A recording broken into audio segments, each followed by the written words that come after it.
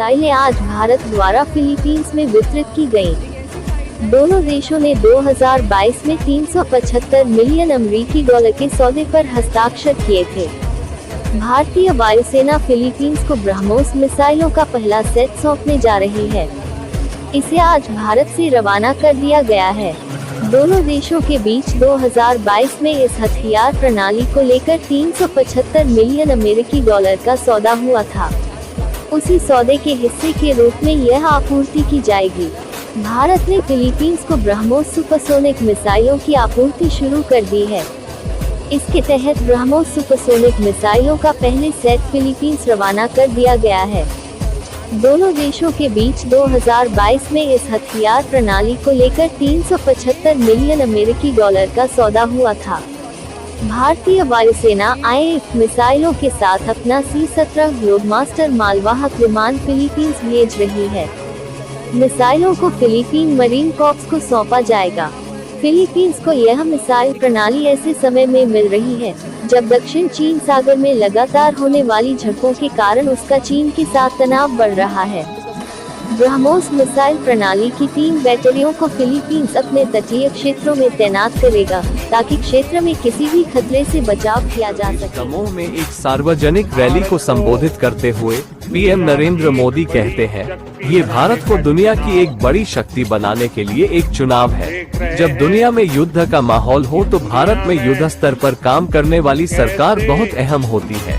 ऐसे समय में मजबूत सरकार होनी चाहिए और पूर्ण बहुमत वाली बीजेपी सरकार ही ऐसा कर सकती है।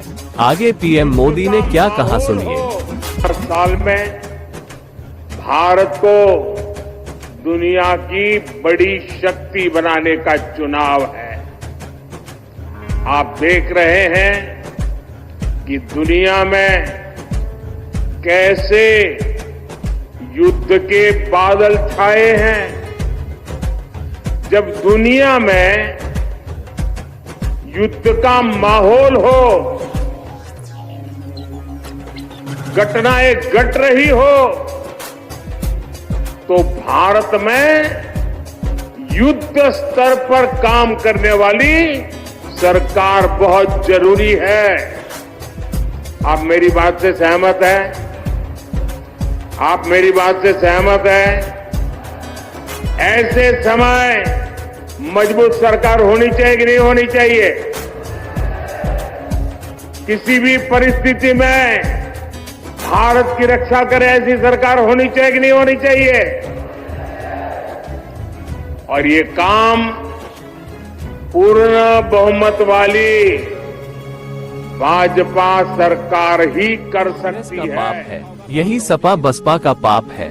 आगे उत्तर प्रदेश के मुख्यमंत्री योगी आदित्यनाथ क्या कहते हैं सुनिए। और भाइयों, आपने परसों देखा होगा रामनवमी के दिन भगवान राम का सूर्य तिलक हुआ ना। पूरा भारत गौरवान्वित महसूस किया। 500 वर्षों के बाद रामलला अपने जन्मभूमि पर अपना जन्मोत्सव मना रहे हैं। किसने वंचित किया था? ये कांग्रेस का पाप है, यही सपा बसपा का पाप है। इन लोगों ने हमारे आराध्य को भी अपने स्वयं का प्रमाण देने के लिए कहा कि राम हुए ही नहीं। और आज जब आप सबके आशीर्वाद से मोदी जी के नेतृत्व में अयोध्या का कार्य हो गया, अब ये कहते हैं राम तो सबके हैं। बहनों और भाइयों, ये आपकी ताकत है जो इनके स्वर बदल गए हैं। जिन लोगों ने आपकी आस्था के साथ खिलवाड़ किया, जो लोग आपकी सुरक्षा के साथ खिलवाड़ करते थे, जिन लोगों ने आपको विकास से वंचित किया, जिन लोगों ने हमारी युवा पीढ़ी के साथ, हमारे अन्नदाता किसानों के साथ अन्याय किया, जिन्होंने बेटी और व्यापारी को सुरक्षित किया, उनको एक एक वोट के लिए तरसाना चाहिए। कोई वोट नहीं पड़ना चाहिए। अभी से बोलिए, हम वोट देंगे जो देश के बारे में सोचेंगे, विकसित भारत के बारे में सोचेगा, आत्मनिर्भर भारत के बारे में सोचेगा, ग्लोबल लीडर भारत के बारे में सोचेगा। और ये सोच मोदी जी ने दी है। हम भी देश की आवाज के साथ अपने आप को जोड़ेंगे और हमारा भी स्वर होगा, हमारा भी एक ही स्वर होना चाहिए। और बहनों और भाइयों, वो है जो देश के अंदर का है, और वही है कि जो राम को लाए हैं हम उनको लाएंगे। आप सहमत हैं ना? और जो देश की आवाज है कि फिर एक बार अब की बार 400 पार। सब सहमत हैं? सभी लोग सहमत हैं ना? वरिष्ठ वैज्ञानिक IMD दिल्ली नरेश कुमार कहते हैं, तमिलनाडु में सामान्य तापमान से अधिक है और राज्य में कुछ अलग थलग स्थान हीट वेव की स्थिति देख सकते हैं। बिहार में भी तापमान सामान्य से ऊपर है और 40 डिग्री तक पहुंच गया है, लेकिन कोई हीट वेव नहीं है। उत्तर प्रदेश और राजस्थान में तापमान सामान्य है। मुख्य रूप से उत्तर पूर्व राज्यों में वर्षा की गतिविधियां चल रही हैं और हमने त्रिपुरा में भारी वर्षा के लिए चेतावनी दी है। दिल्ली में पश्चिमी गड़बड़ी के कारण तापमान सामान्य है और कोई गर्मी नहीं है। अब टेम्परेचर की बात करते हैं तो हम सबसे पहले साउथ इंडिया से स्टार्ट करते हैं। तमिलनाडु में जो टेम्परेचर है वो सामान्य से ज्यादा है और हमारा अनुमान है कि वहाँ पे आइसोलेटेड प्लेसेस मीन एक दो जगह हीट वेव हो सकता है। हीट वेव का क्राइटेरिया क्या है प्लेन्स के लिए? अगर टेम्परेचर सामान्य से 4 से 5 डिग्री ज्यादा है और जो मीन टेम्परेचर है 40 डिग्री है तो हम हीट वेव बोलते हैं। और कोस्टल एरिया के लिए अगर टेम्परेचर 37 डिग्री है और सामान्य से 4.5 डिग्री से ज़्यादा है तो कोस्टल के लिए तब हम हीट वेव बोलते हैं। और हमारा अनुमान यह है कि अभी इंटीरियर तमिलनाडु में एक दो जगह हीट वेव हो सकता है और जो कोस्टल एरिया है इसमें वहाँ पे hot and humidity mean hot and humid weather रहने का उम्मीद है। उसका मीनिंग ये है कि वहाँ जो टेम्परेचर है सामान्य से 3 या 4 डिग्री ज़्यादा रहेंगे और ह्यूमिडिटी हायर साइड रहेगी और इसके साथ लोग डिस्कम्फर्ट फील कर सकते हैं। अगर आप बाकी राज्यों की बात करें, अभी सबसे पहले बिहार की बात करते हैं। बिहार में जो टेम्परेचर्स हैं वो भी सामान्य से ज़्यादा हैं, 40 डिग्री तक पहुँचे हुए हैं और वो नॉर्मल से भी 3 से 4 डिग्री ज़्यादा है और कुछ हिस्सों में, लेकिन वहाँ पे कोई हीट वेव का सिनेरियो नहीं है। और अगर आप उत्तर प्रदेश राजस्थान की बात करते हैं तो वहाँ टेम्परेचर सामान्य ही है, 40 डिग्री के पास है बहुत सारी जगह में, लेकिन ऐसा कोई हीट वेव का आज के लिए सिनेरियो नहीं है। अगर हम रेनफॉल एक्टिविटी की बात करें, इस समय जो रेनफॉल एक्टिविटी मेजरली चल रहा है वो नॉर्थ ईस्टर्न स्टेट में चल रहा है। असम, मेघालय, अरुणाचल प्रदेश, त्रिपुरा, जहाँ पे आज हमने हैवी रेनफॉल वार्निंग दे रखा है, येलो अलर्ट दे रखा है। हैवी रेनफॉल वार्निंग मीन वहाँ पे 24 आवर्स में 6.5 सेंटीमीटर से ज़्यादा रेनफॉल हो सकती है। इसके साथ ही वहाँ थंडरस्टॉर्म एक्टिविटी, लाइटनिंग एक्टिविटी हो सकता है। और अगर इसके अलावा उत्तराखंड की बात करें, उत्तराखंड में यहाँ light to moderate rainfall activity इसके साथ हो सकती है। देखिए, दिल्ली में ऐसा टेम्परेचर सामान्य से 2-3 डिग्री ज़्यादा हो सकते हैं, लेकिन अभी तक कोई हीट वेव का सिनेरियो नहीं है नॉर्थ वेस्ट इंडिया में। उसका रीज़न क्या है कि एक वेस्टर्न डिस्टर्बेंस आज भी इन्फ्लुएंस कर रहा है। उसके लिए हमने जम्मू कश्मीर के लिए हैवी रेनफॉल एक्टिविटी दे रखी है। इसके साथ पंजाब, हरियाणा, राजस्थान, उत्तर प्रदेश आल्सो, वहाँ पे लाइट रेनफॉल एक्टिविटी की रहने की उम्मीद है। सर, उन राज्यों में जहाँ पे जो टेम्परेचर है सामान्य से कुछ ज़्यादा है, उन राज्यों में जो वोटर्स घर से बाहर निकल रहे हैं उनके लिए क्या एडवाइजरी, क्या?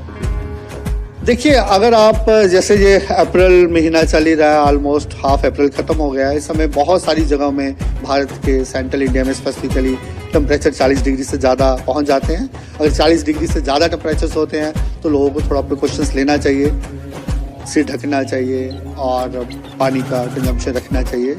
जो NDMA की गाइडलाइंस हैं उसको फॉलो करना चाहिए। लेकिन जो हमारा स्पेसिफिकल वार्निंग्स आता है, हम yellow alert, orange alert, red alert देते हैं।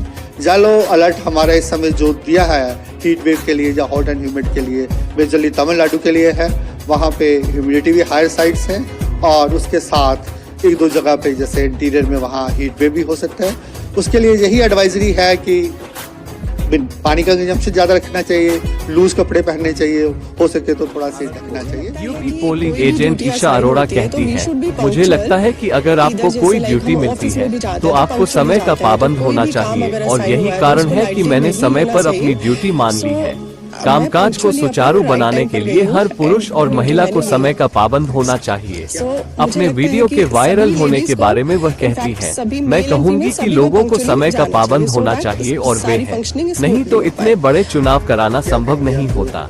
मुझे वीडियो में इसे टिप्पणियां देखने का समय नहीं मिला। ये चुनाव का समय है और समय पर आना मेरा कर्तव्य था, इसलिए मैं व्यस्त थी। यह मेरी समय की पाबंदी और भक्ति के कारण वायरल हो जाता है। सर, मुझे लगता है कि कोई भी ड्यूटी असाइन होती है तो वी शुड बी पंक्चुअल। इधर जैसे लाइक हम ऑफिस में भी जाते हैं तो पंक्चुअली जाते हैं, तो कोई भी काम अगर असाइन हुआ है तो उसको लाइटली नहीं लेना चाहिए। सो मैं पंक्चुअली अपना राइट टाइम पर गई हूँ एंड ड्यूटी मैंने ली है।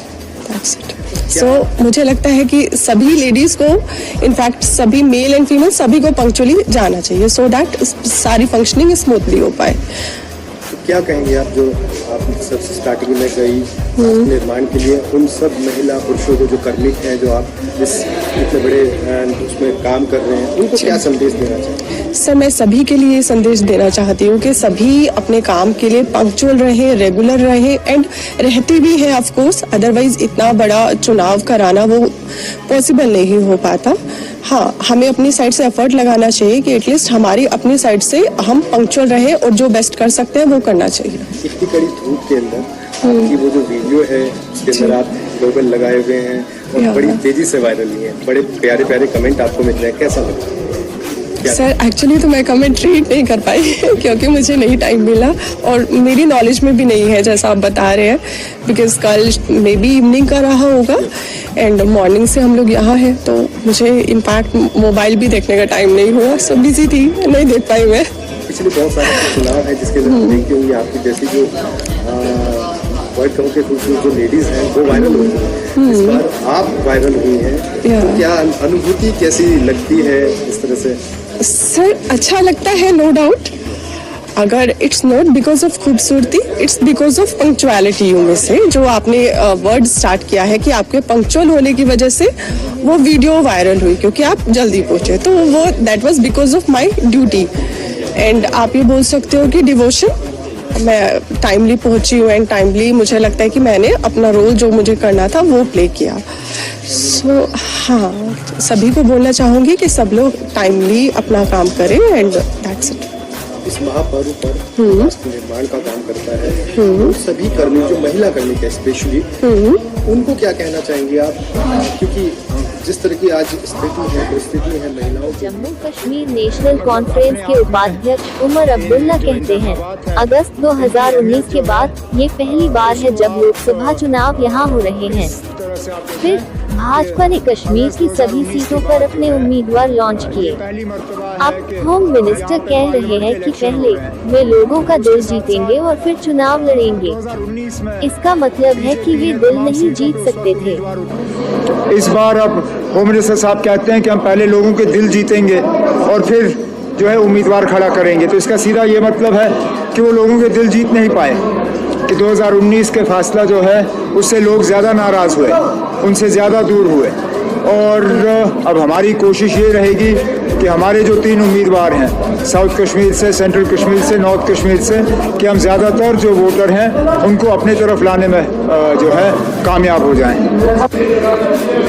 मतलब अपने आप में इन जो इंतखाबात हैं इनकी अहमियत जो है उसको आप इस तरह से आप देखें कि अगस्त 2019 के बाद जो है ये पहली मर्तबा है कि यहाँ पे पार्लियामेंट के इलेक्शन हो रहे हैं। उसके साथ साथ 2019 में बीजेपी ने तमाम सीटों को